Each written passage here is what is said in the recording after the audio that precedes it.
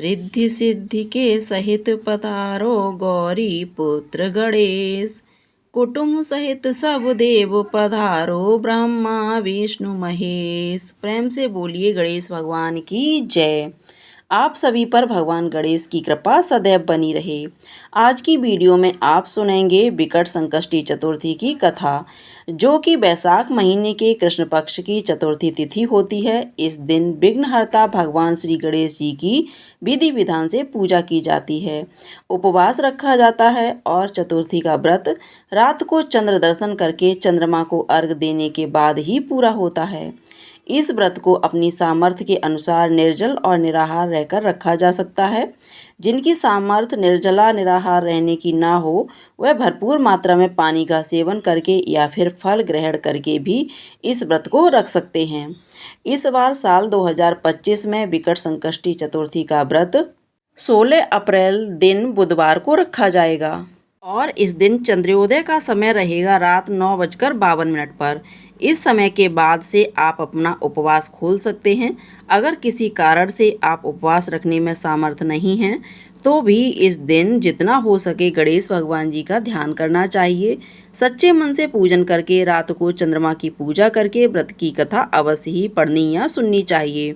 आज के दिन गणेश भगवान के साथ चौथ माता की पूजा करके चौथ माता की कथा और आरती भी करनी चाहिए, तभी गणेश भगवान जी का पूर्ण आशीर्वाद प्राप्त होता है। बिना चौथ माता की कथा कहे या सुने बिना संकष्टी चतुर्थी का व्रत अधूरा रहता है।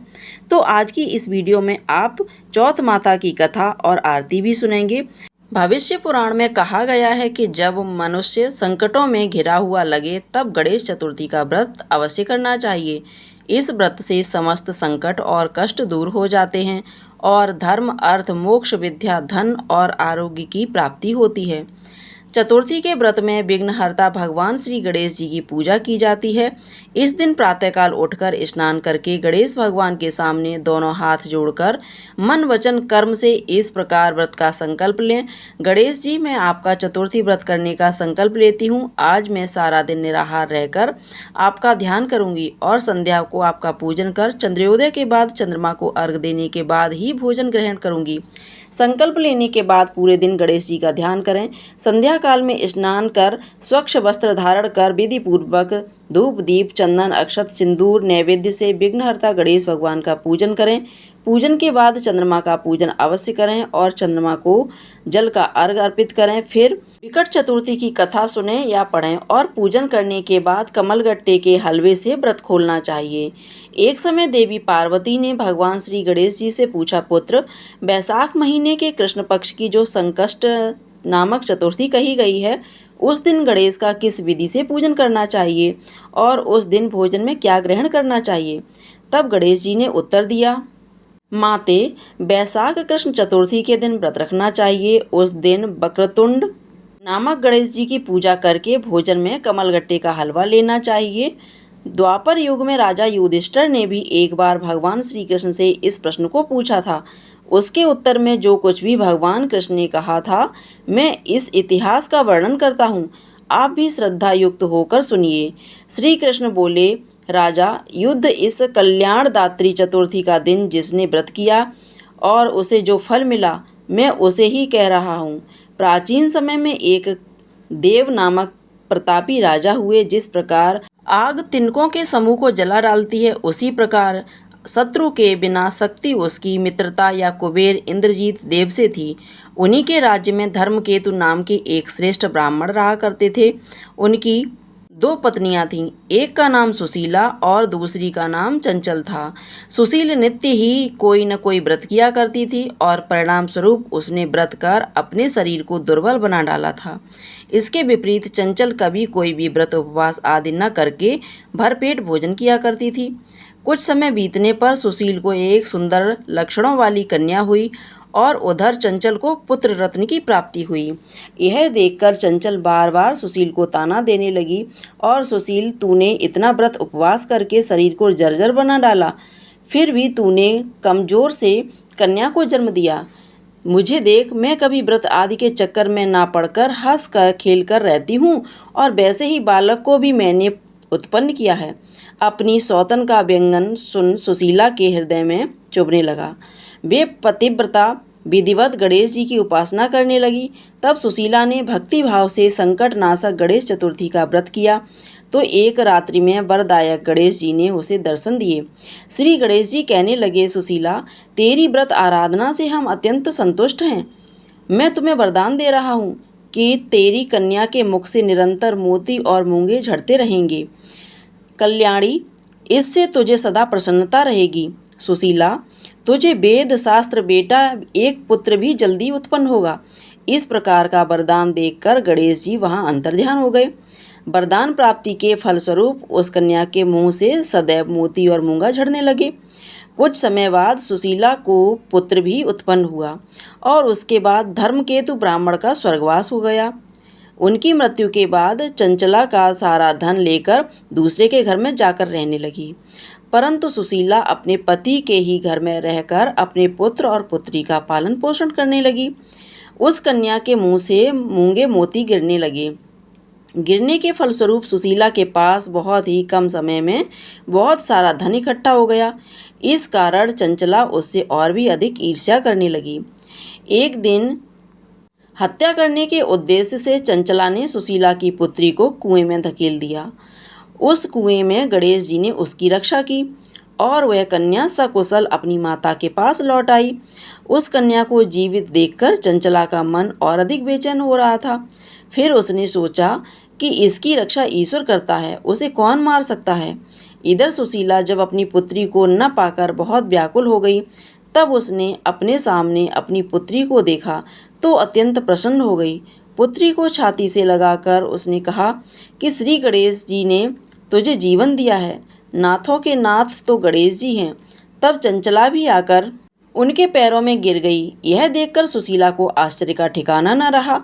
चंचला हाथ जोड़कर कहने लगी, बहन सुशीला, बहुत ही बड़ी पापन हूँ और दूसरा तुम हो, मेरे अपराधों को क्षमा कर दो। आप तो दयावती हैं, अपने दोनों कुलों का उद्धार किया है। जिसका रक्षक देवता होता है उसका भला मनुष्य के अधिकार क्या होता है।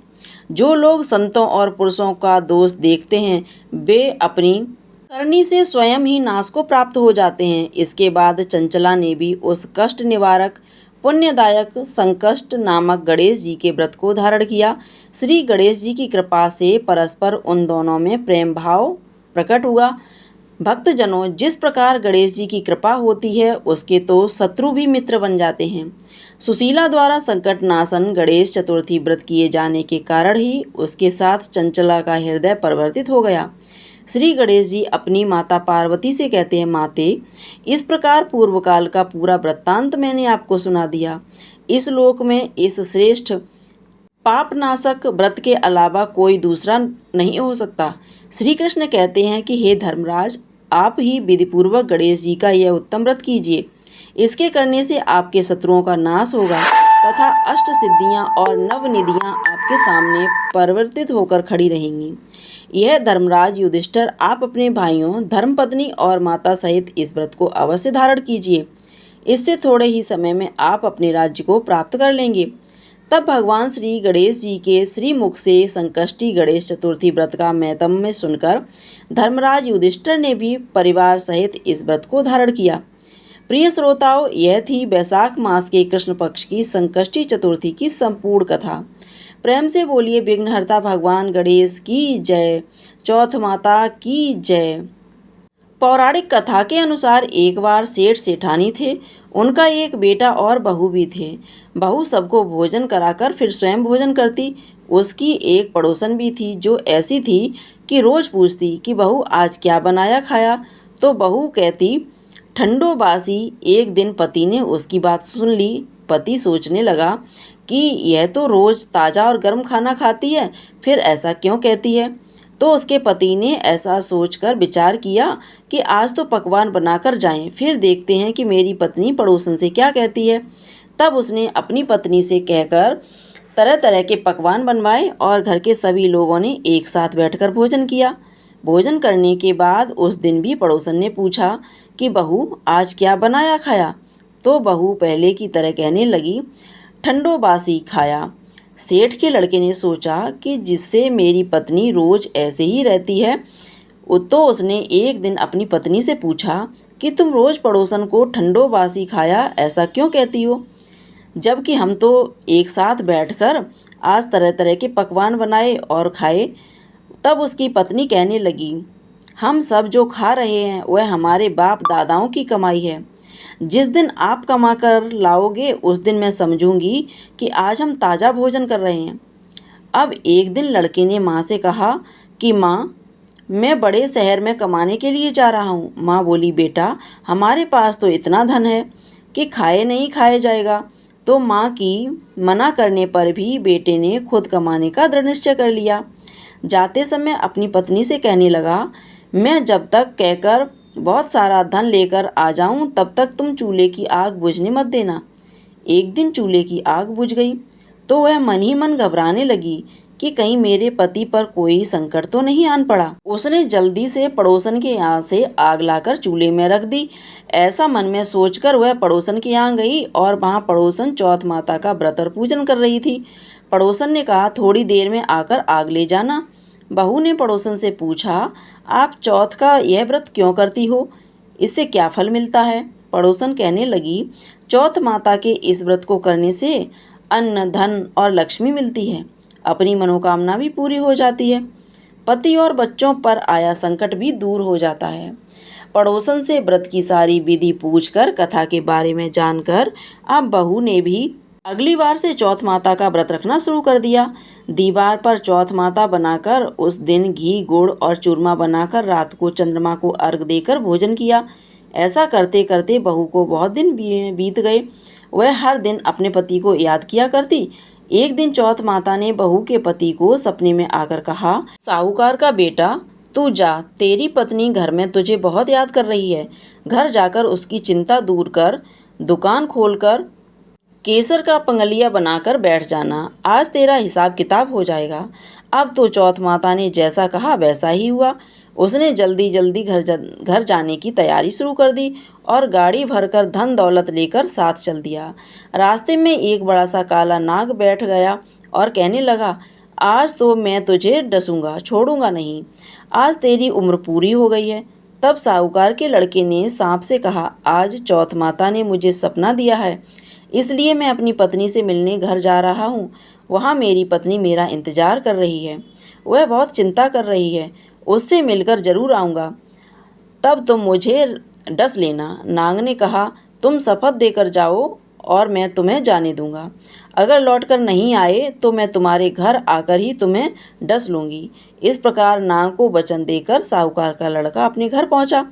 वहाँ सभी से हंसी खुशी मिला और भोजन करके उदास होकर बैठ गया। उसकी पत्नी ने उदास होने का कारण पूछा तो पति ने नाग वाली बात उसे बताई। अगर मैं उसके पास नहीं जाऊंगा तो वह घर पर आकर ही मुझे डस लेगा।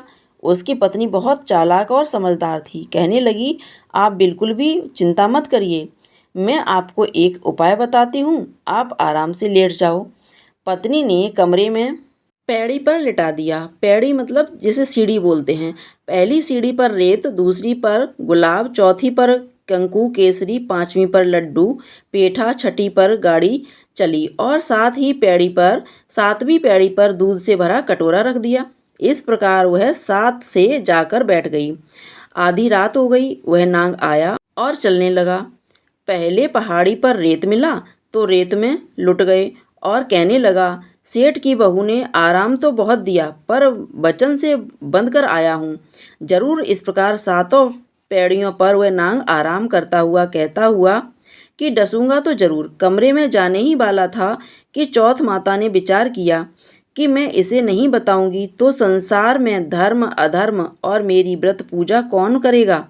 तब गणेश जी, चंद्र देवता और चौथ माता ने साहूकार के बेटे को बचाने का विचार कर चंद्रमा जी ने उजाला किया। चौथ माता ढाल बन गई और गणेश जी ने तलवार लेकर उस नाग को मार दिया और ढाल से ढक दिया। उधर बहू थी कि हरी सो गई। दिन हुआ तो लोग बेटे से मिलने आए, परंतु बहू बेटा तो उठे ही नहीं। बहुत देर हो गई तो माँ ने उन्हें उठाने के लिए कुछ देखा तो वह बहुत घबराई और बहू बेटा को आवाज लगाई, बेटा बहू उठो तो देखो कि एक ढाल तलवार वहां पर पड़ी है। अब बोल उठे तो वही ढाल नीचे काला नाग मरा हुआ पड़ा है। बेटा बहू ने सोचा कि आज तो धर्म कर्म ही आ रहा है, जो भगवान गणेश जी और चौथ माता ने आपकी रक्षा की है। चौथ माता अपने जैसे सेठ के बेटे बहू की रक्षा की, वैसे ही सबकी रक्षा करना, सबको सुखी रखना। चौथ माता की जय, गणेश भगवान की जय। कथा पढ़ने के बाद गणेश भगवान की आरती उतारनी चाहिए। तो प्रिय श्रोताओं, अब हम लोग यहाँ पर गणेश भगवान की आरती उतारेंगे। गणाधीश गजानन दीन दयाल, आरती उतारूं तेरी गौरा जी के लाल। गणाधीश गजानन दीन दयाल, आरती उतारूं तेरी गौरा जी के लाल। लंबोदर चतुर्भुज लीला तेरी न्यारी है, वक्रतुंड महाकाय चूहे की सवारी है। भक्तगण भर भर लाए लड्डुओं के थाल, आरती उतारूं तेरी गौरा जी के लाल। गणाधीश गजानन दीन दयाल, आरती उतारूं तेरी गौरा जी के लाल। ब्रह्मा विष्णु रुद्र से भी पहले पूजा तेरी है, कार्य सिद्ध है तो तेरी कृपा भी जरूरी है। शंख बाजे घंटा बाजे झांझरों के ताल, आरती उतारूं तेरी गौरा जी के लाल।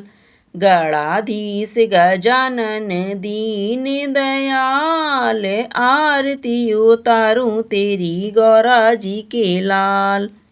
रिद्धि सिद्धि पत्नी तेरी शोभ लाभ दो है सुत, तेरी पूजा करने वाला हो जाए पापों से मुक्त। जय गणेश बोलो कटे संकटों के जाल, आरती उतारूं तेरी गौरा जी के लाल। गणाधीश गजानन दीन दयाल, आरती उतारूं तेरी गौरा जी के लाल। धनहीन धन पाते बलहीन बल है, रोगवान नमन करें रोग जाएं टल है। बुद्धि के प्रदाता तेरी जय हो ओमकार, आरती उतारूं तेरी गौरा जी के लाल। गणाधीश गजानन दीन दयाल, आरती उतारूं तेरी गौरा जी के लाल। प्रेम से बोलिए विघ्नहर्ता गणेश भगवान की जय, चौथ माता की जय। अगर आप लोगों को यह आरती कथा पसंद आई हो तो कमेंट बॉक्स में जा करके गणेश भगवान की जय अवश्य लिखिएगा। साथ ही साथ वीडियो को लाइक कीजिएगा, शेयर कीजिएगा। चैनल पर पहली बार देख रहे हैं, चैनल को सब्सक्राइब कर लीजिएगा ताकि आप इसी तरह की अच्छी अच्छी आरती और कथाएं समय से सुन सकें। धन्यवाद।